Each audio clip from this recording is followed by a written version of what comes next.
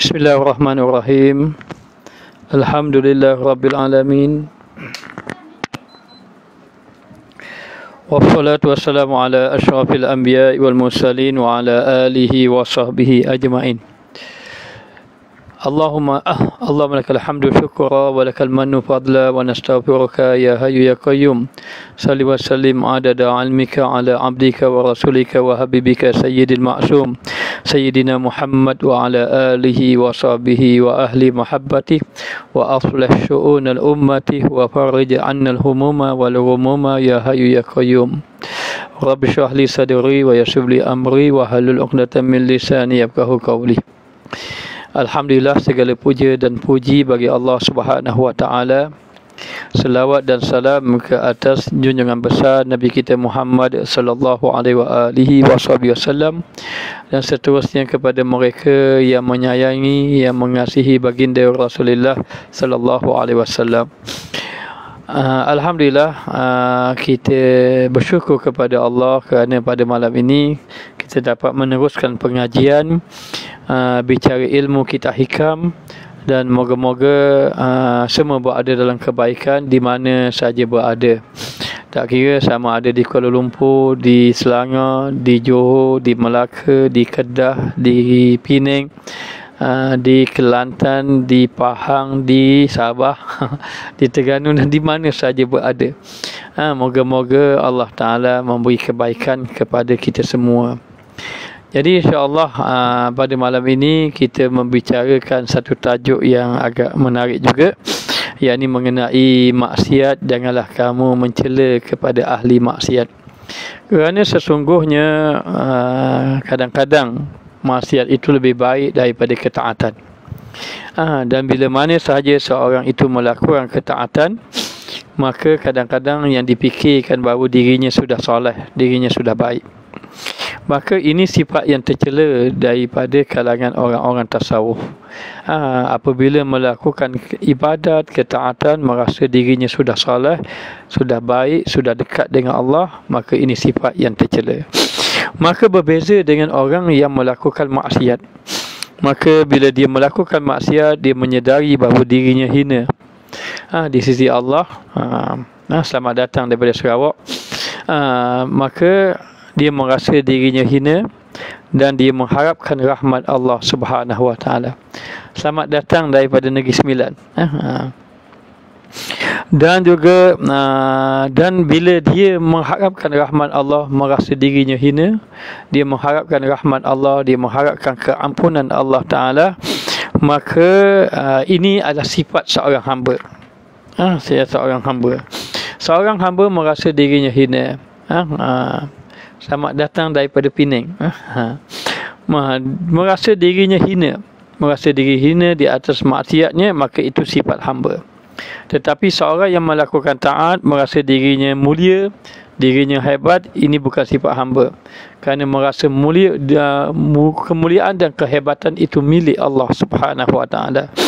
Oleh yang demikian, seorang yang merasa hina, merasa dirinya hina, mengharapkan rahmat, mengharapkan keampunan setelah dia melakukan maksiat, maka itu membawa kepada sifat yang mulia apabila dia bertaubat kepada Allah. Selamat datang daripada Sabah, insya-Allah. Dan di zaman Bani Israel ada seorang yang ahli ibadat. Dia ini sujud kepada Allah Subhanahu wa taala. Tiba-tiba datang satu orang terkena leher dia. Mungkin dia sujud, orang jalan tersepak leher dia tadi. Maka ahli ibadat tu kata, "Hei hamba Allah." Dia pun marah. "Hei hamba Allah."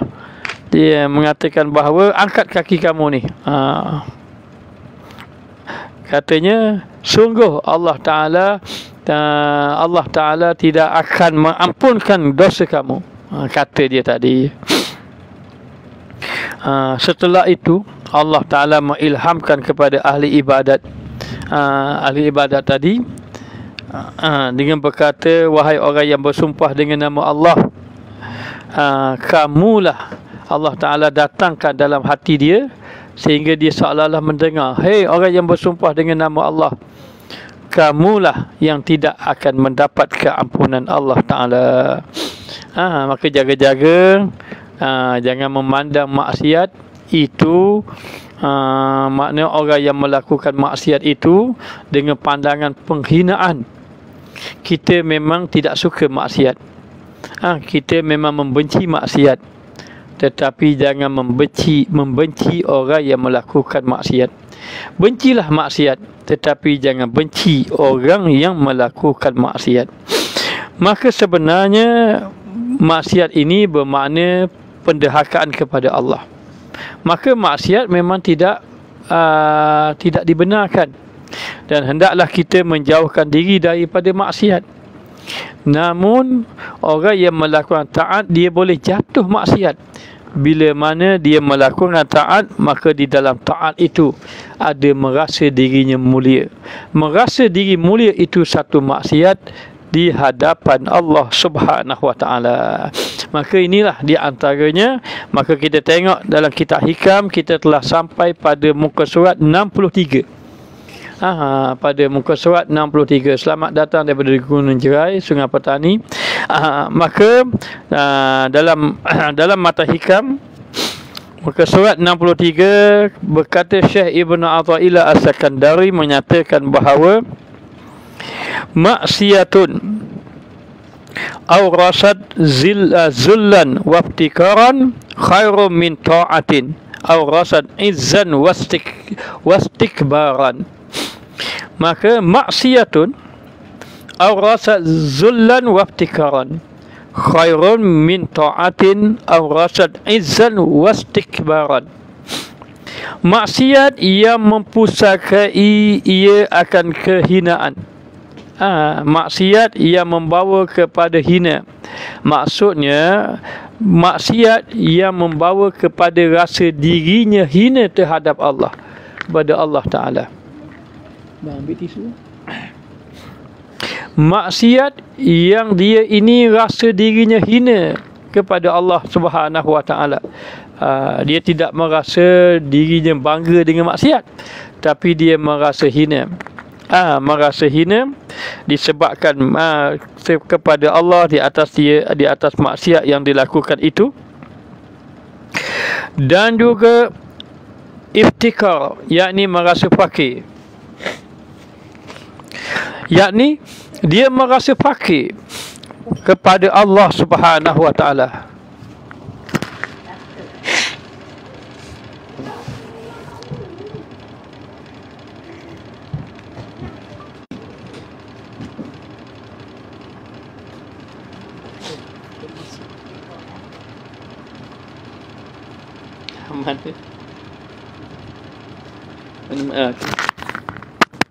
Minta maaf, ada tu sikit.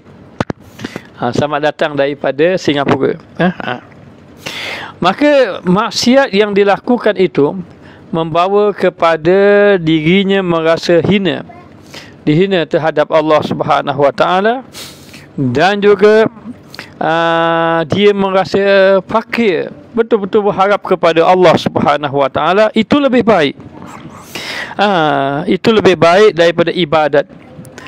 Kerana dikata maksiat yang mempusakai akan kehinaan dan juga merasa fakir, maka keluar hamba itu daripada dirinya, keluar daripada sifat kehambaan. Sepatutnya dia ini mempunyai sifat kehambaan kepada Allah, tetapi oleh kerana dia melakukan maksiat, maka dia ini jatuh dirinya merasa hina pada Allah. Maksiat yang membawa rasa hina pada Allah, lalu dia bergantung, merasa fakir dengan arti kata mengharapkan rahmat Allah.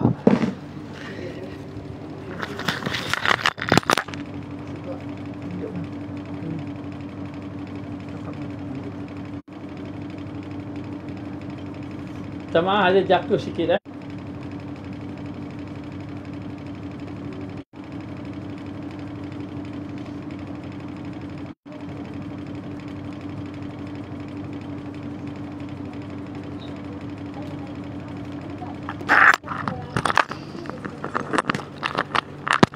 Allah minta maaf apa yang berlaku ni. Tak apa, kita sambung mula. Terjatuh tadi terjatuh. InsyaAllah. Boleh sambung? Jatuh lagi.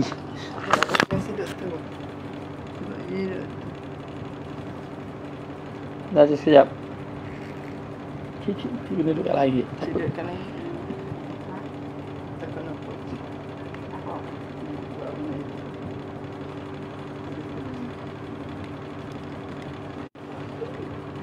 Sekejap.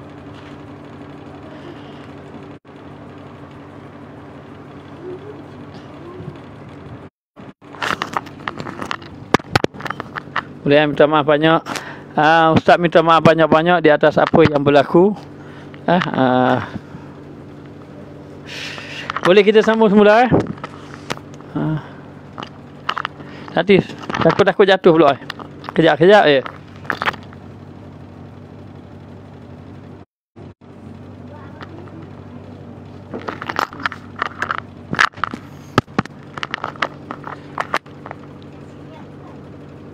Okey, boleh sambung? Sekejap. Nak jatuh pula Sekejap Tak lagi tarik apa?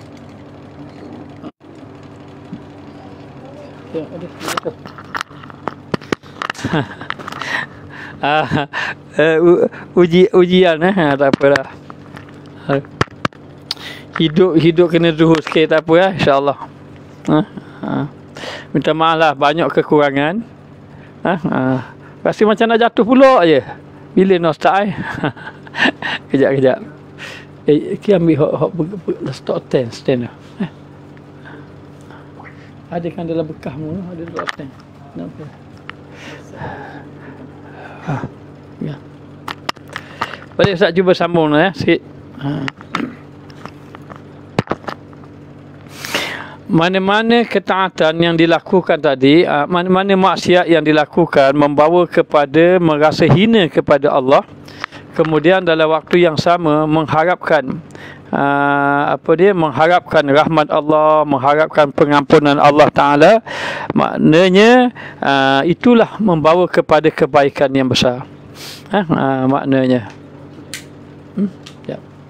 Saya kotak sikit.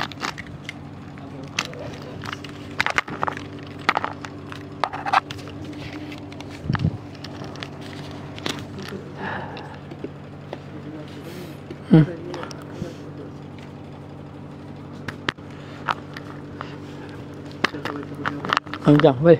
Okey. Baik Mana-mana maksiat yang dilakukan membawa kepada hina diri dan juga mengharapkan rahmat Allah, itulah dikatakan sifat kehambaan yang membawa kepada maksiat yang membawa kepada keampunan Allah Ta'ala. Dan dikatakan bahawa dan kembalilah ia kepada Tuhan itu. Lalu dia dengan maksiat dia kembali kepada Allah. Itu terlebih baik daripada taat, daripada dia melakukan ketaatan yang mempusakai ia akan kemuliaan. Sehingga lebih baik daripada dia buat taat, dia buat amal soleh, kemudian dia merasa dirinya mulia. Dan juga kebesaran, dia merasa dirinya besar. Maka ketaatan yang membawa kepada dirinya mulia, membawa kepada dirinya merasa kebesaran diri, merasa dirinya besar, maka keluar dia daripada sifat ubudiyah, keluar daripada sifat hamba, keluarlah hamba itu daripada sifat ubudiyah. Ubudiyah kepada Allah Ta'ala, kepada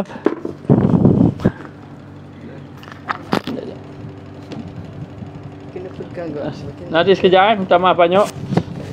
Tak apa-apa, sini kena pegang.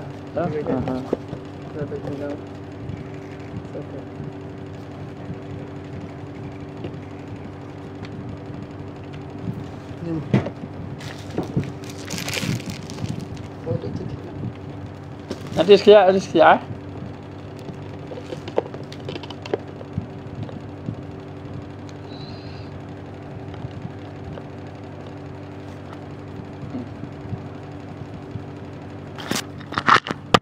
Jatuh pula minta maaf banyak. Kita sendar sikit ni, jangan jatuh. Boleh sah kita sambung balik. Dikatakan bahawa dikatakan bahawa maksiat yang dilakukan maksiat yang dilakukan tadi membawa kepada sifat merasa hatinya, merasa dirinya hina, kemudian mengharapkan keampunan daripada Allah Ta'ala, itu lebih baik daripada orang yang melakukan ketaatan. Orang yang dia melakukan ketaatan lalu dengan ketaatan tadi membawa dirinya merasa besar, ataupun dirinya merasa mulia, maka itu terkeluar daripada sifat ubudiyah. Dan bahkan orang yang melakukan ketaatan, bila melakukan taat dia rasa dirinya mulia, bermakna dia telah mengambil sifat rububiyah, dia telah mengambil sifat Allah Ta'ala. Maka dengan sebab itulah dia membawa kepada kemukaan Allah Subhanahu Wa Ta'ala. Dan maka inilah maksiat sebenarnya. Siapa yang melakukan taat, maka dia merasa dirinya mulia, dia merasa dirinya besar, maka itulah dikatakan maksiat. Maksiat yang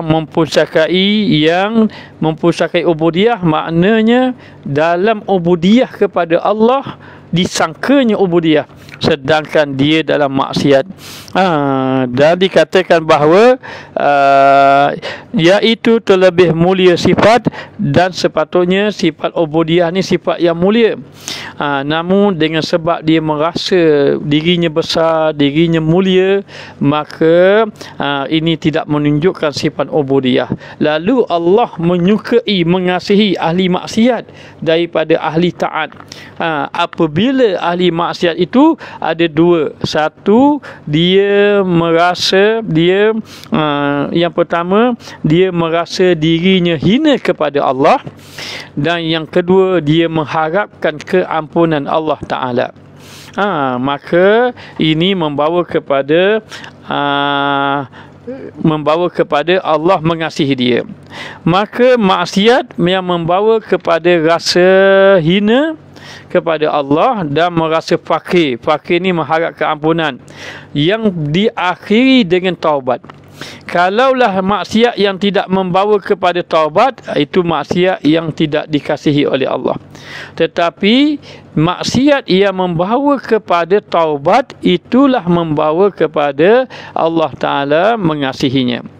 Dan taat yang membawa kepada dua. Satu, kemegahan, rasa megah, ataupun dia merasa mulia, merasa mulia.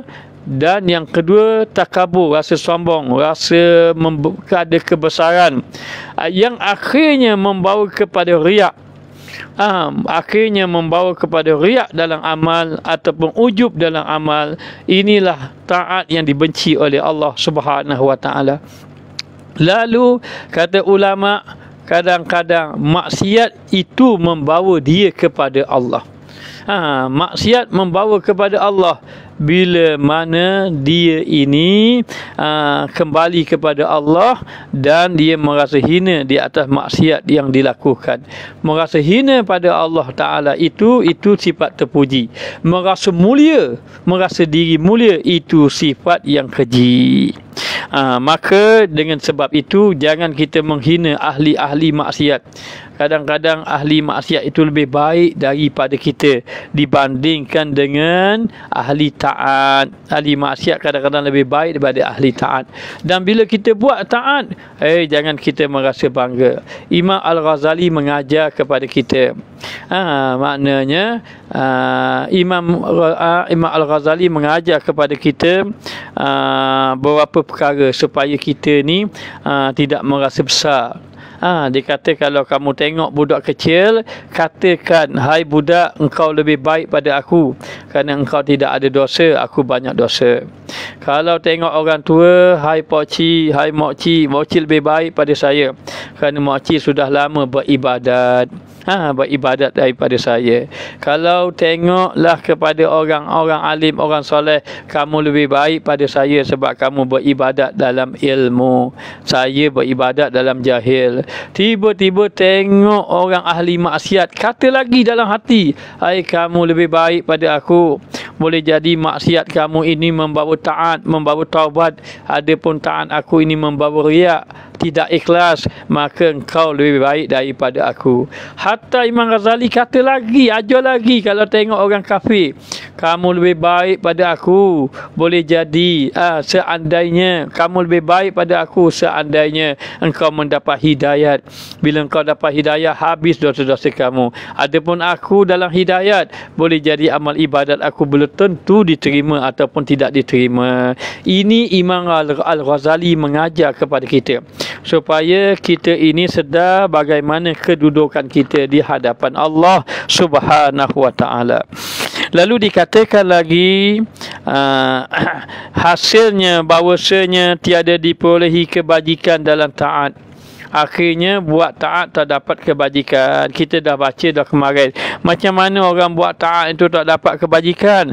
Kerana dia berbuat taat dalam keadaan sebab apa? Sebab tidak ikhlas.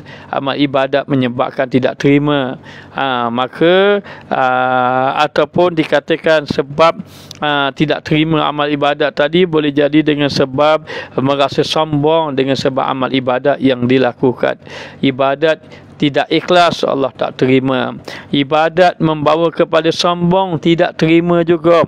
Ibadat merasakan bahawa dirinya ada kedudukan di sisi Allah, itu semua membawa kepada ibadat tidak diterima oleh Allah Subhanahu wa taala. Lalu dikatakan lagi, mana-mana yang melakukan kebajikan, yang melakukan taat, tiada diperolehi kebajikan dalam taat yang melazimkan daripadanya barang yang membinasakan sifat ubudiyah. Maknanya kalau dia melakukan ketaatan, tiba-tiba ketaatan yang dia lakukan tadi membawa kepada binasa ubudiyah. Ubudiyah tadi, ibadat tadi binasa. Sebab apa ibadat binasa? Sebab tidak ikhlas. Memang payah nak dapatkan ikhlas ini. Nak dapatkan ikhlas ini, di antaranya kena mencari guru yang ikhlas. Bila mencari guru yang ikhlas, maka insya-Allah akan dapat ikhlas diambil daripada guru tadi. Moga-moga antum semua bertemu dengan guru yang ikhlas. Ustaz doakan biar berjumpa dengan guru musyrik, guru yang soleh. Maknanya bila dapat guru yang ikhlas, insya-Allah ikhlas itu akan maknanya sampai ke hati kita.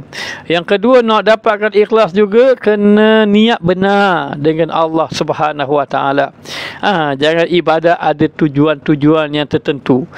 Bila tujuan yang tertentu tadi, maka payahlah kita nak dapat ikhlas.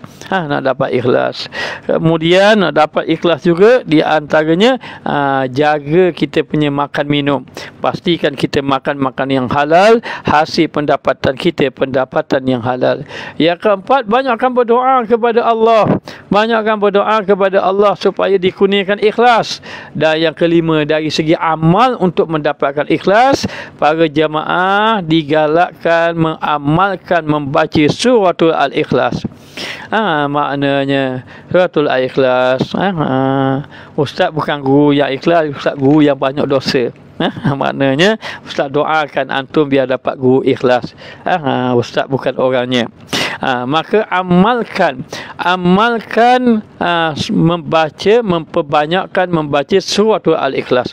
Kerana kata ulama, sesiapa yang banyak membaca suratul Al-Ikhlas, maka Allah Ta'ala akan kurniakan dia amal ibadat yang ikhlas. Amal ibadat yang ikhlas. Jadi itu antara jalan untuk mendapat ikhlas. Baik. Lalu dikatakan bahawa kata Sidi Abu Madian radhiyallahu anhu, bermula inkisar orang yang maksiat. Inkisar ni merasa hati pecah. Maknanya merasa hina diri, merasa rendah diri, maknanya rendah hati. Maka bermula inkisar orang yang maksiat itu terlebih baik. Ahli maksiat yang merasa dirinya hina itu terlebih baik daripada takaburnya orang yang taat. Kata Syekh Abu Madian mengatakan bermula inkisar. Inkisar ini orang yang rasa hatinya hina di hadapan Allah. Merasa hina di hadapan Allah, ahli maksiat itu lebih baik daripada merasa sombong orang yang taat. Orang yang taat. Maka bila sudah buat taat, jangan merasa kita lebih baik pada ahli maksiat. Bahkan kita tahu taat lebih baik pada maksiat. Itu kita memang tahu taat lebih baik daripada maksiat. Tetapi nak bagi tahu bahawa walaupun kita buat taat, kita tak tahu taat kita diterima ataupun tidak diterima. Maka kita merasa ahli maksiat itu lebih baik daripada kita, kerana boleh jadi dia itu diakhiri dengan taubat kepada Allah Subhanahu Wa Taala. Kerana sesungguhnya bila orang ini dia buat maksiat, dia tahu dirinya maksiat, dia tahu dirinya berdosa, dan dia tahu, dia rasa bagaimana kedudukan dia dengan Allah.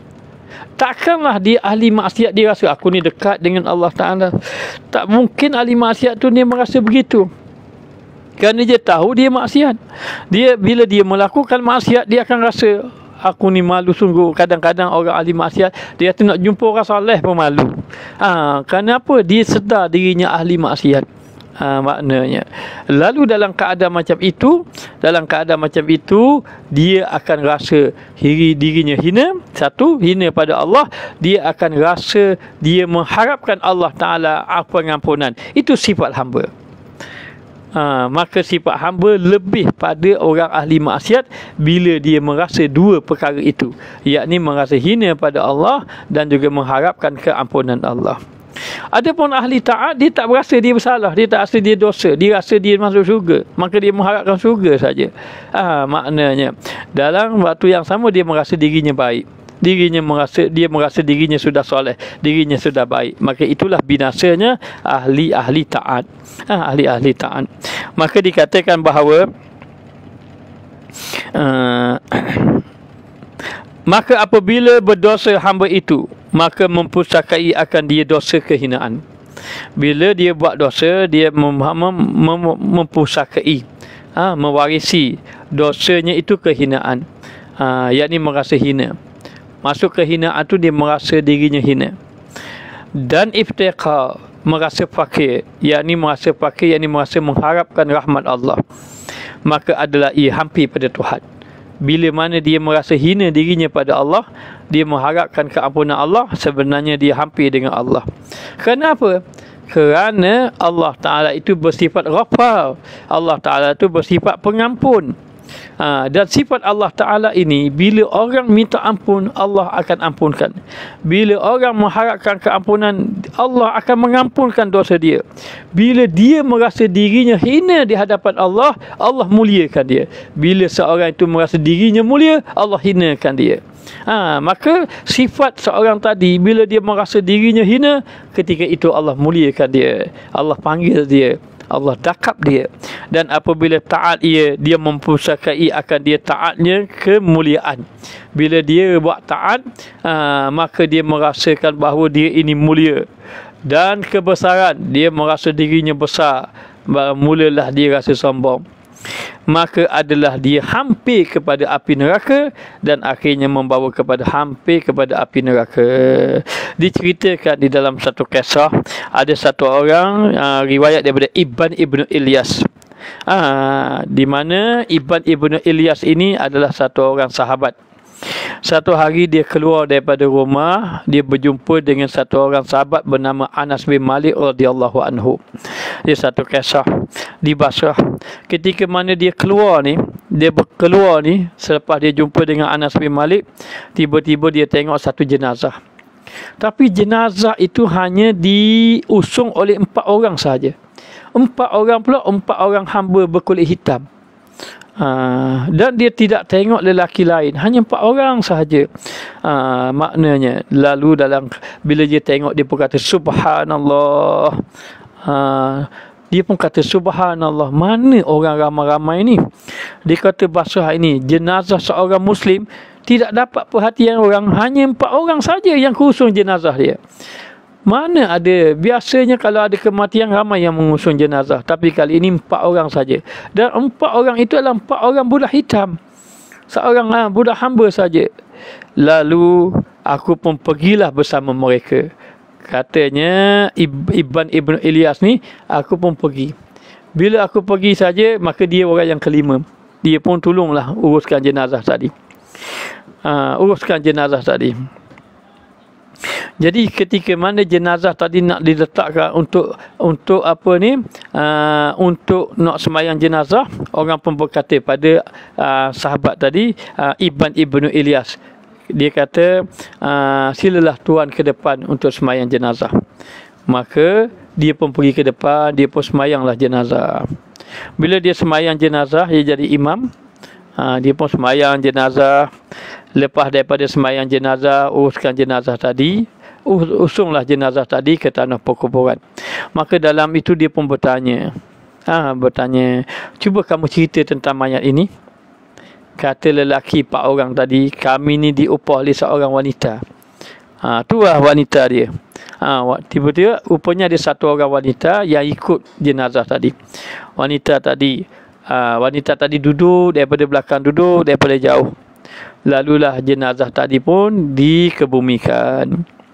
Selang berapa lama, maknanya dia pun bertanya pada wanita tadi, cuba kamu ceritakan kepada aku, kepada saya tentang jenazah ini. Lalulah wanita itu pun cerita, wahai pemuda, sesungguhnya jenazah yang kamu ikut tadi, yang kamu sembahyang kata tadi, itu adalah jenazah anak aku. Itu adalah jenazah anak aku. Dan anak aku ini bila dia mati, orang tidak mau uruskan dia, sehingga aku terpaksa mengupah 4 orang budak tadi untuk menguruskan jenazah anak aku. Dan anak aku ini masa hidup dia dipenuhi dengan maksiat. Hidup dia buat maksiat sahaja. Dia tidak meninggalkan yang lain kecuali derhaka kepada Allah. Dia buat maksiat sentiasa dalam kehidupannya, sehingga anak aku ini dikenali sebagai ahli maksiat dan dibenci oleh penduduk kampung. Sehinggalah dia sakit. Ketika mana dia sakit, 3 hari sebelum dia wafat, dia berkata kepada aku, wahai ibu, nanti kalau aku meninggal, jangan kau hebah-hebahkan kepada orang ramai.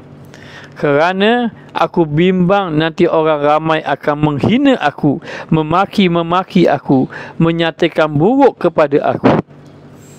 Kata anak tadi, wahai ibu, ambillah cincinku ini dan tolong ukirkan cincinku ini dengan kalimah La ilaha illallah Muhammad Rasulullah. Dan kemudian apabila aku mati nanti, engkau letakkan cincinku ini di tanganku, sehingga aku dikebumikan bersama cincin yang ada kalimah syahadah ini. Dan sebelum ibu memanggil orang menguruskan jenazah saya, maka ibu letaklah ke tapak kaki ibu di atas mukaku. Lalu ibu pun berkata, katakanlah, maknanya katakanlah, ya Allah, inilah balasan orang yang mendahaka padamu ya Allah, dan sesungguhnya aku meredainya, maka ampunkanlah dosa anakku ini. Ibu buatlah begitu. Lalu kata ibunya, menyambung cerita lagi, kata ibunya, aku tunaikan segala wasiatnya. 3 hari sebelum nak wafat, aku ambil cincinnya. Lalu aku pun buatlah ukiran di atas cincinnya itu, di atas kalimah, menulis kalimah La ilaha illallah Muhammad Rasulullah. Kemudian ketika mana dia mati, aku tidak memberitahu kepada orang ramai. Kerana aku bimbang anakku ini akan dihina, dimaki, dikatakan perkara yang buruk di atas maksiat yang dilakukan. Dan sebelum aku memanggil orang menguruskan anakku, maka aku letak tapak kakiku di atas mukanya. Lalu aku berkata, ya Allah, inilah balasan orang yang mendurhaka kepadamu. Adapun aku maafkan dosa anakku ini. Barulah aku panggil orang menguruskan jenazah ini. Maka setelah aku buat tadi, maka tiba-tiba aku mendapat alamat daripada anakku. Aku mendapat alamat daripada anakku. Selepas dia mati, aku dapat alamat daripada anakku, dan aku mendengar suara daripada anakku. Ketika itu anakku itu sudah dalam keadaan jasadnya terbaring. Seolah-olah dia berkata, wahai ibu, aku telah menghadap kepada Allah. Allah Maha Pengasih, Allah Maha Penyayang. Allah ampunkan segala dosa-dosaku, dan sesungguhnya aku duduk dalam keadaan gembira. Lepas aku mendengar suara itu, lalulah jenazah itu diuruskan, walaupun dalam keadaan beberapa orang saja, tetapi aku mengetahui bahawa Allah mengampunkan akan dosa anakku ini. Daripada peristiwa ini, menceritakan bahawa bagaimana ahli maksiat ini tidak ada ketaatan, tidak ada kebajikan pun, tetapi Allah menunjukkan maha kasih Allah, maha baik Allah, maha pengampun Allah Ta'ala. Akhirnya Allah Ta'ala mengampunkan akan dosa-dosa anaknya tadi. Maka inilah iktibar maksiat yang mempunyai, inilah maksiat yang iktibar yang mempusakai hampir itu terlebih baik daripada taat yang mempusakai jauh dia daripada Allah. Maka demikianlah kisahnya bagaimana ahli-ahli maksiat mendapat kebaikan di sisi Allah Ta'ala. Ini kisah yang lama, kisah Habib Umar, Allamah Habib Umar, diceritakan daripada pelajar Habib Umar. Pelajar yang telah duduk, kalau tak silap, lebih pada 4 tahun. Beliau cerita kepada Al-Fakir sendiri, cerita pada Ustaz sendiri ketika mana Ustaz berada di Tarim. Dia kata ada cerita yang menarik, Ustaz. Satu orang anak murid Habib Umar, dia telah melakukan kesalahan, dan dia melakukan kesalahan yang menyebabkan Habib Umar begitu marah, begitu marah kepadanya, sehingga Habib Umar menghalau dia daripada kelasnya, bukan daripada pondok. Habib Umar tak buang dia, tapi Habib Umar keluarkan dia, keluar kamu daripada kelas ini. Maka dia pun keluar daripada kelas. Ternyata bukan saja dia keluar daripada kelas tersebut, lalu dia mengambil keputusan berhenti daripada belajar dengan Habib Umar serta-merta. Lalu dia pun baliklah ke negara dia. Baliklah ke negara dia. Sebelum dia balik itu, masa dia keluar, Habib Umar dalam keadaan marah. Kita tahu Habib Umar ni seorang yang lembut. Kita tahu Habib Umar sentiasa tersenyum, dan cukup payah kita nak dengar Habib Umar ni marah. Tapi kali ini Habib Umar benar-benar marah pada anak muridnya. Lalulah anak muridnya berhenti. Ketika anak muridnya berhenti, dia berkata, akan binasalah dia. Maknanya hidup dalam binasa. Ternyata bila dia balik kampung, dia buat maksiat. Dia menjadi ahli maksiat. Dia buat bagai-bagai maksiat. Dan jauh sekali ciri-ciri seorang pelajar. Satu cerita, satu ketika ada anak muridnya nak balik, minta izin dengan Habib, minta balik. Lalu Habib izinkan balik. Bila Habib izinkan balik, tidak salah Ustaz kata ini pelajar daripada Indonesia. Lalu pelajar ini nak balik ke negaranya Indonesia. Lalu dia kata pada Habib, Habib izinkan saya berjumpa dengan sahabat saya itu.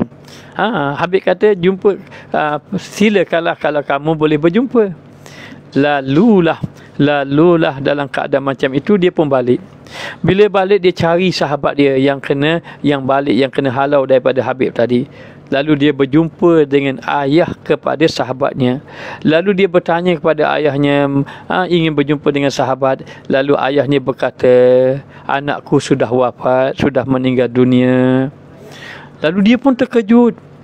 Lalu pun dia bertanya keadaan anaknya. Lalu ayah dia bercerita. Dia kata, selepas anaknya balik daripada Tarim, belajar daripada Habib Umar, anak dia ini lalulah melakukan maksiat, pelbagai-bagai maksiat yang dilakukan. Sehingga satu ketika dia ini didatangi Habib Umar. Tidak tahu didatangi Habib Umar itu macam mana, boleh jadi dalam mimpi. anaknya mencerita, dia kata Habib Umar datang. Habib Umar mengatakan dua perkataan. Al-an waqtak, sekarang sudah tiba masa kamu.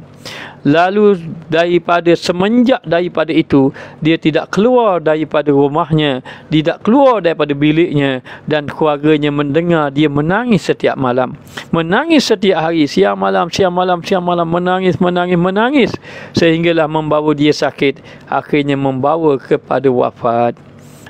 Maka kata ayahnya, walaupun anakku melakukan pelbagai-bagai maksiat, tetapi ketahuilah, sebelum dia wafat beberapa minggu, dia habiskan masanya dengan taat.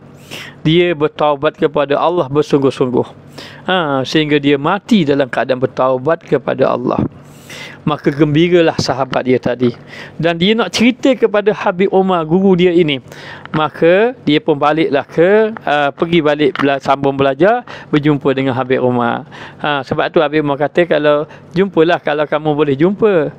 Maka dia pun jumpa Habib Umar, dia pun cerita Habib Umar. Habib Umar kata, aku sudah mengetahuinya.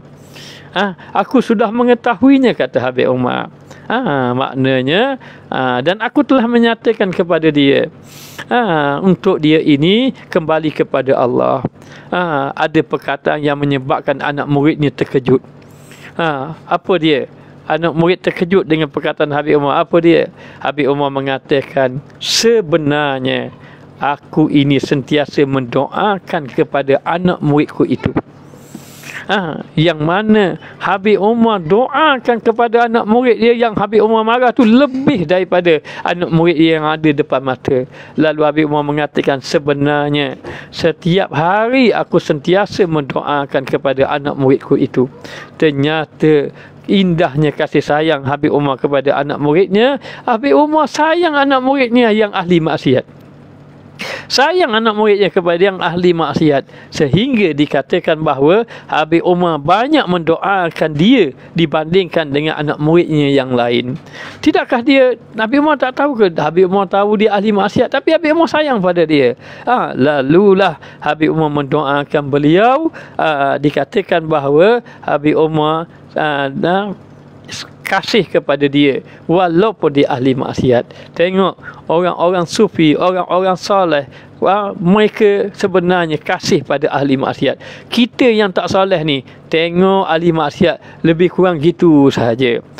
Maka dikatakan bahawa boleh jadi ahli maksiat itu lebih baik daripada kita yang melakukan ketaatan. Ketaatan yang kita buat belum tentu diterima, tetapi maknanya rayuan, rintihan orang-orang ahli maksiat lebih cepat didengari daripada doanya seorang hamba yang soleh yang merasa dirinya sudah taat kepada Allah Subhanahu wa ta'ala.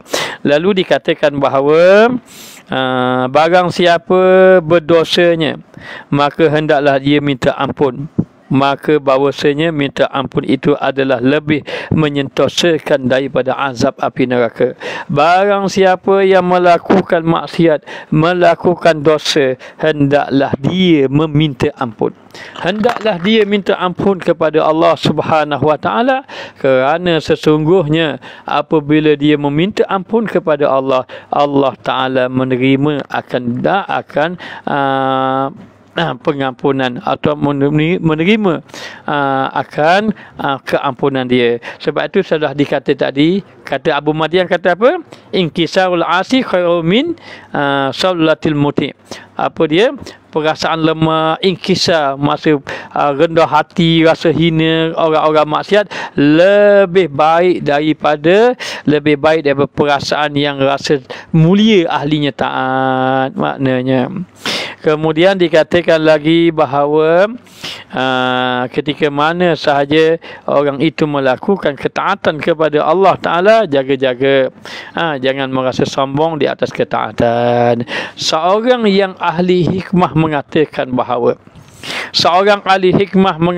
bahawa orang yang arif billah, orang yang mengenal, benar-benar mengenai Allah, ada 6 sifat. Orang yang mengenal Allah Ta'ala itu ada 6 sifat.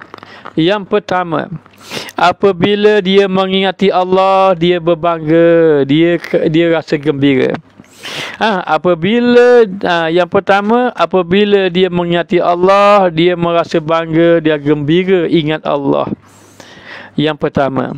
Yang kedua, apabila dia mengingati diri dia, dia merasa rendah diri, merasa hina dan mengharapkan keampunan.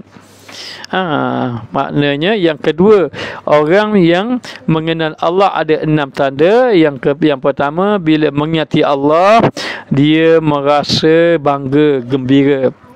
Dan apabila dia mengingati diri sendiri, dia merasa hina diri dan bersedih.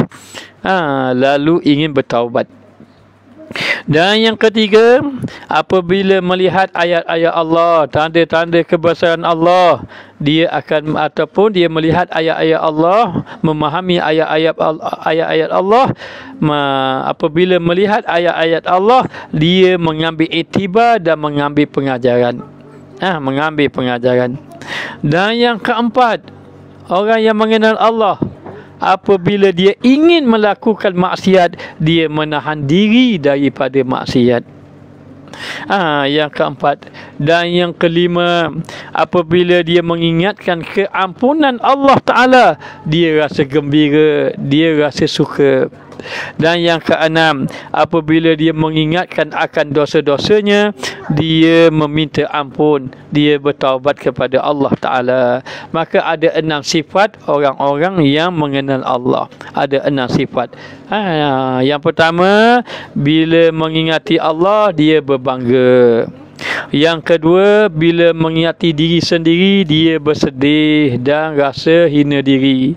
Yang ketiga, bila dia melihat ayat-ayat Allah, dia mengambil intibar dan mengambil pengajaran. Dan yang keempat, apabila dia ingin melakukan maksiat, dia menahan diri daripada melakukannya. Dan yang kelima, apabila dia mengingati pengampunan Allah Ta'ala, dia rasa gembira. Dan yang keenam, apabila dia mengingatkan akan dosa-dosanya, dia meminta ampun kepada Allah Subhanahu Wa Ta'ala. Ini 6 sifat orang yang dikira mengenal Allah Subhanahu Wa Ta'ala. Maka tersebut di dalam hadis Dailami radhiyallahu anhu, bermula hamba itu sentosa ia daripada azab Allah, iaitu barang yang meminta ampun ia kepadanya. Sesiapa yang banyak meminta ampun kepada Allah Subhanahu Wa Ta'ala, maka dia akan selamat daripada azab Allah. Maka banyakkan membaca istighfar kepada Allah dan baca Sayyidul Istighfar. Malam ini Ustaz ingin ijazahkan Sayyidul Istighfar kepada antum. Kerana Sayyidul Istighfar Ustaz dapat di Surabaya bersama dengan Baba Abdul Aziz. Beliau telah memberi ijazah kepada Ustaz untuk mengamalkan Sayyidul Istighfar, dan juga diizinkan untuk memberi ijazah kepada orang yang ingin mengamalkannya. Maka dengan ini Ustaz mengijazahkan kepada para jamaah yang mendengar kuliah ini Sayyidul Istighfar untuk diamalkan daripada sanadnya, daripada Baba Abdul Aziz dan sampai kepada gurunya, sampai kepada baginda Rasulullah sallallahu alaihi wasallam. Dan bacaan istighfar itu adalah Allahumma anta rabbi la ilaha illa anta khalaqtani wa ana abduka wa ana ala ahdika wa wa'dika mastata'tu a'udzubika min syarri ma sana'tu abu'u laka bi ni'matika alayya wa abu'u bi dzambi faghfirli fa innahu la yaghfiru dzunuba illa anta. Dengan ini Ustaz ijazahkan Sayyidul Istighfar kepada yang mendengar pengajian ini di mana saja berada. Boleh nyatakan qabil tu, dan insya-Allah boleh diamalkan. Baik, kita sambung balik. Dan dikatakan lagi bahawa kalau orang itu minta ampun, maka Allah Ta'ala akan ampunkan dosanya. Dan kata Ar-Rashi adalah syekhnya Al-Mursi, Abu Abbas Al-Mursi, radhiyallahu anhu memuliakan orang yang derhaka terlebih banyak daripada memuliakan orang yang kebaktian. Maka dikata orang baginya, maka katanya bahawasanya zahir bagiku daripada orang yang taat itu muliakan dirinya dan takabur pada taatnya, dan daripada barang yang maksiat itu menghinakan diri dan istiqar ni merasa hina diri, maka aku mengerjakannya sekira-kira barang yang di dalam batinnya, dalam hatinya. Lalu dikatakan bahawa kata Syekh Abu Abbas Mursi, orang yang buat maksiat dengan orang buat taat, aku lebih banyak muliakan orang yang buat maksiat. Lalu orang bertanya, kenapa begitu? Kenapa begitu lebih muliakan kepada orang yang buat maksiat? Katanya adalah disebabkan kerana sesungguhnya orang yang buat maksiat ini dia rasa dirinya hina, dia merasa rendah diri pada Allah, dia mengharapkan pengampunan Allah Ta'ala. Itu yang ada dalam hatinya. Berbeza dengan orang yang buat taat. Orang yang buat taat itu, dia buat taat. Bila dia buat taat, dia rasa dirinya mulia, dia rasa dirinya besar. Maka aku muliakan dia. Sebab apa? Sebab aku melihat kepada hatinya. Hati orang buat maksiat lebih lagi dekat dengan Allah dia bila mana dia merasa hina diri dibandingkan dengan ahli taat bila mana dia merasa dirinya mulia. Dan cerita Sya'bi daripada Khalid ibnu Ayub katanya bahawasanya seorang lelaki adalah ia pada Bani Israel. Dikata baginya Khalid ni apa? Penyangat lah maknanya Bani Israel, kerana banyak pasadnya, banyak rosak dia, banyak buat maksiat. Maka lalu ia dengan seorang daripada Bani Israel, dikatakan baginya Abid, ahli ibadat Bani Israel. Di atas kepala Abid itu ada awan yang menaungi dia. Maka kata Khalid tadi dalam dirinya, kata penyangat tadi dalam dirinya, aku ini Khalid, aku ini penyangat, aku ini penjahat Bani Israel, dan ini Abid, ini ahli ibadat Bani Israel. Maka jikalau aku duduk kepadanya, mudah-mudahan Allah Ta'ala memberi rahmat kepada aku dengan sebabnya. Maka duduk ia kepadanya. Maka kata Abid di dalam dirinya, aku ini Abid Bani Israel, aku ahli ibadat Bani Israel, dan ini Khalid Bani Israel, ini adalah penjahat Bani Israel. Duduk ia kepada aku memelihara diriku daripadanya. Moga-moga Allah peliharalah diri aku ni, nanti aku kena laknat juga. Maka katanya, berdirilah engkau daripada aku. Maka diwahyukan Allah kepada Nabi demikian zaman itu, suruh olehmu keduanya, maka hendaklah memulai keduanya amal. Maka ketika mana sahaja, cerita dia begini. Ceritanya ada satu orang Khalid ini penyangat ataupun penjahat lah. Satu orang penjahat. Dia ni tengok orang ahli ibadat, Abid ahli ibadat Bani Israel. Dia kata dia tengok dia pun kata, aku ni penjahat. Bila aku ni penjahat, dia ni ahli ibadat, maka aku kena duduk dengan dia. Kalau aku duduk dengan dia, moga-moga aku pun dapat rahmat daripada Allah Ta'ala. Ya, maka dia pun pergilah berjalan menghala kepada ahli ibadat. Ahli ibadat tadi tengah duduk. Bila tengah duduk tengok penjahat tadi datang ke dia, dia pun berkata, aku ini ahli ibadat, sedangkan dia ni penjahat. Kalau dia duduk ke aku, nanti moga-moga Allah peliharakan aku lah. Kerana apa? Kerana aku bimbang nanti kalau dia duduk ke aku, maka dengan aku dapat laknat. Tiba-tiba orang tadi datang duduk kat dia. Dia kata, bangun kamu. Dia kata, bangun kamu, berdiri kamu. Dia kata kepada penjahat tadi. Kenapa? Kerana merasa dirinya mulia. Lalulah bila keadaan macam itu, Allah Ta'ala wahyukan kepada Nabi Bani Israel ketika itu. Maka Nabi itu panggil dua-dua tadi, mari sini kamu berdua. Maka datanglah penyangat tadi, datanglah ahli ibadat tadi. Bila datang tadi, kedua tadi, kata Nabi tadi, kamu mulakan ibadat kamu. Kamu mulakan ibadat kamu. Maknanya, maka senyap telah keampunan bagi Khalid, kerana sesungguhnya Allah, wahai Khalid, wahai penjahat, Allah mulakan ibadat, kerana kejahatan kamu Allah Ta'ala ampunkan. Maknanya kejahatan kamu Allah Ta'ala ampunkan. Allah Ta'ala kata Nabi tadi. Lalu Allah Ta'ala lalu Nabi itu kata pada ahli ibadat, mulakan kamu ibadat, kerana ibadat amal kamu Allah binasakan yang dahulu. Maka kebinasan amal Abid tadi, maka bila sudah begitu, awan yang ada atas kepala ahli ibadat tadi bertukar duduk kepada awan tadi, berpindah kepada kepala yang dikatakan penjahat tadi. Demikianlah Allah Ta'ala jatuhkan orang yang dirasa hina, Allah Ta'ala naikkan.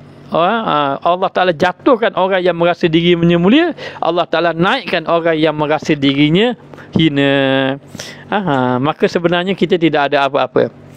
Jangan merasa ada ibadat, jangan merasa ada ilmu, jangan merasa ada kebaikan, jangan merasa ada kehebatan. Bahkan nak rasa dekat dengan Allah pun malu. Sebab apa? Sebab terlalu banyak dosa-dosa kita sebenarnya. Maknanya, maka dikatakan lagi, kata Harith Al-Muhasibi, dan sesungguhnya yang dikehendaki Allah Subhanahu Wa Taala daripada segala hamba-Nya itu hati mereka itu. Allah Taala tengok hati. Kalau mu taat, mu sombong, hati sombong tak guna juga. Tapi kalau mu buat maksiat, hati kamu rasa hina diri, bertaubat pada Allah, itu lebih baik. Allah Taala tengok hati. Hati maknanya maka adalah engkau adalah mereka itu mengikut bagi hati mereka itu, adalah ikut mereka itu, mengikut bagi hati mereka itu. Maknanya dia mengikut atas hati seseorang. Kalau hati itu baik, baiklah dia. Kalau hati tak baik, tak baiklah dia, walaupun buat taat. Kalau orang itu contohnya hatam mengajar sekalipun, contohnya hatam mengajar pun, kalau kata mengajar nak cari masyhur, hati tak molek, tak molek lah. Walaupun mengajar tu molek, walaupun baca Quran, kalau baca Quran bagi sedap-sedapkan supaya dapat pujian, baca Quran tu molek, tapi hati nak pujian, dapat pujian lah kamu, hati tak dapat, Allah Ta'ala tak pandang. Walaupun infak, kita bagi orang, kita infak orang, kita pun tolong orang, tapi tujuannya nak dapat sanjungan, maka dapat sanjungan lah. Tak dapat pun daripada Allah. Allah memandang hati, memandang hati seseorang tadi. Dan ketahui olehmu bahawasanya jikalau engkau lihat kepada taksir, yakni kesan asbab tersebut, maknanya tersebut dia daripadamu, dan engkau lihat akan dia bagimu, dan berdiri engkau sertanya, maka adalah yang demikian itu syurga daripadamu. Dan jikalau engkau tilik kepada segala af'al daripada sekira-kira yang berbuat, maka engkau dapat tauhid perbuatan hak Allah Ta'ala itu amat kuasa. Maka bahawasanya hak Allah Ta'ala itu wahid esa, dan tiada atasnya di dalam hakikat, dalam hakiyah zaid daripada sekira-kiranya juga, dan iaitu atas tiap-tiap suatu kuasa. Maka Maha Suci yang memberi nikmat atas segala yang wujud dengan menjadikan mereka itu daripada Adam, dan dikurniakan mereka itu daripada wujud mereka itu hingga selama-lamanya. Maka dikatakan bahawa apabila jikalau engkau melihat kepada taksir asbab yang tersebut daripadamu, dan engkau lihat akan dia bagimu, lihat bagimu dan berdiri engkau sertanya, maka adalah demikian itu syurga. Kamu kena tengok kesan daripada asbab tadi. Kesan daripada maksiat, taat kepada Allah. Maknanya kalau kesan daripada maksiat itu membawa taat kepada Allah, akhir sekali maksiat itulah yang membawa kamu pada syurga. Kalaulah kesan daripada taat membawa kepada kamu riak, maka maknanya kesan itulah yang membawa kepada kamu itu neraka ataupun kemurkaan Allah. Tetapi setelah kamu tengok kesan daripada maksiat itu membawa kepada kamu kepada Allah Ta'ala, dan kamu tahu maknanya bahawa Allah Ta'ala itulah yang sebenar-benarnya maknanya yang memberi pengampunan. Allah Ta'ala itulah yang sebenar-benarnya yang berkuasa, dan kamu sedar, masa tu baru kamu sedar kamu dapat tauhid. Apa dia? Baru kamu sedar kamu ni fakir, baru kamu sedar kamu ni hina, baru kamu sedar kamu ni lemah. Barulah kamu sedar yang agung itu Allah. Barulah sedar kamu ini yang mulia itu Allah. Barulah sedar yang mulia itu Allah, yang hebat itu Allah. Lama ni tak sedar. Sebab apa? Sebab rasa diri baik, diri soleh, diri dah rasa hebat, dah rasa amal ibadat, dah pengaruh pun dah ramai, ilmu dah rasa banyak, ibadat dah rasa banyak, maka tidak ada tauhid dalam hati. Rasa diri tu pegang sifat rububiyah tu duduk pada diri dia. Rububiyah tu duduk dalam diri dia. Tetapi bila dia buat maksiat, tiba-tiba dengan maksiat itu mendatangkan satu kesan yang besar. Satu kesan yang besar, seperti rasa hina, rasa fakir, rasa diri ini tak ada apa-apa, rasa miskin, rasa lemah, rasa tidak ada memiliki apa-apa. Yang berkuasa semua Allah. Allah lah yang berkuasa. Allah semuanya milik Allah. Maka ketika itu kamu dapat tauhid. Ketika itu kamu dapat tauhid dan membawa kepada Allah mengampunkan kamu. Maka terakhir, cerita yang terakhir, satu orang daripada Bani Israel, dia buat kemaksiatan, buat kejahatan, buat kerosakan, sangat banyak buat kerosakan. Tidak ada manusia ketika itu, semua kata dia jahat. Tidak ada manusia pun yang kata dia baik. Lalulah, oleh kerana dia terlalu buat jahat, orang tangkap dia. Lalu orang letak dia di padang pasir seorang diri. Sehinggalah dia pun duduk seorang diri, lalulah sakit, dia terdampar di atas pasir, di atas padang pasir, dan ketika itu tak ada orang nak tolong dia. Bila dia diletak jauh pada orang, baru orang selamat, baru selamat daripada kejahatan dia. Lalu dalam keadaan macam itu, dia pun berkata, ya Allah, aku sudah tidak ada yang lain, aku hanya padamu saja. Lalu dia pun minta ampun kepada Allah dengan bersungguh-sungguh. Lalu dia mati seorang diri. Lalu Allah mewahyukan kepada Nabi Musa AS. Allah berkata kepada Nabi Musa, ya Musa AS, ada kekasihku. Allah Ta'ala sebut kekasihku. Ada kekasihku sudah mati. Tidak ada orang yang menguruskan jenazahnya. Pergilah kamu uruskan jenazahnya. Maka Allah memberitahu akan tempatnya. Lalu Nabi Musa AS pergi ke tempat itu. Bila Nabi Musa pergi, terkejut Nabi Musa. Nabi Musa berkata, inikah orangnya? Lalu Allah Ta'ala kata, ya, tidakkah orang ini melakukan kejahatan? Allah Ta'ala kata, ya, semua menyatakan dia melakukan kejahatan. Namun aku adalah Allah yang Maha Pengampun. Ketika mana hamba aku datang kepada aku dengan mengatakan aku tidak ada apa-apa, aku buat maksiat, aku begini, dengan merasa hina betul-betul kepada Allah, maka akulah Tuhan yang mengampunkan akan segala dosa-dosa hamba-Ku. Lalu Allah mengampunkan akan dosanya. Maknanya antara sebabnya dia merasa hina di hadapan Allah di atas maksiat yang dilakukan. Jadi demikianlah kisahnya. Moga-moga Allah Ta'ala beri kebaikan kepada kita. Moga-moga Allah Ta'ala mengampunkan akan dosa kita. Ingat, Nabi ada bersabda, "Lau aqta'tum hatta tablugha khatayakum as-sama' summa tubtum fataba 'alaikum." Allah Ta'ala, Nabi bersabda, "Lau aqta'tum hatta tablugha khatayakum sama." Seandainya kamu telah melakukan dosa tadi penuh langit, sepenuh langit sampai ke langit, kemudian kamu bertaubat kepada Allah, nescaya Allah menerima akan taubatnya. Illa man taba wa amana wa amila amalan salihan ulaika yubaddilullahu sayyiatihim hasanat wa kana Allahu ghafurur rahima. Kecuali orang yang bertaubat dan beriman dan beramal dengan amal soleh, maka mereka itu Allah Ta'ala gantikan kejahatan mereka dengan kebaikan, dan Allah Ta'ala itu Maha Pengampun lagi Maha Penyayang.